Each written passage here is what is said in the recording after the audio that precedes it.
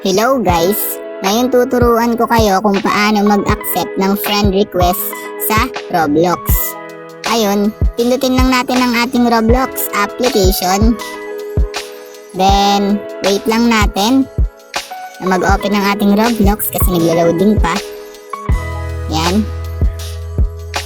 Then, ayan, kapag nandito na tayo sa ating Roblox home, pansinin nyo sa taas yung bell icon.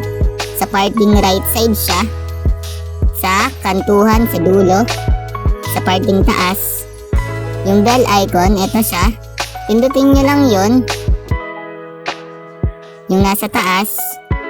Then ayan, kapag napindot nyo na, nandito na tayo sa notification. Kung mapapansin nyo, may nag-friend request sa atin na dalawa.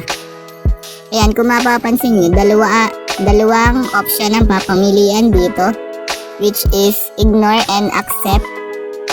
Ayan, eto.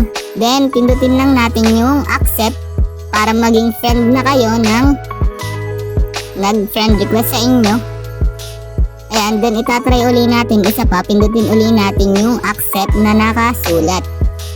Eto, mapapansin nyo, friends na kami nung una kasi in-accept ko na yung friend request niya.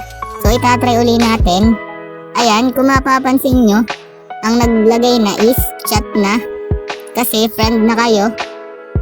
Ayun, ganun lang naman kadali mag-accept ng friend request dito sa Roblox application. Ayun lang.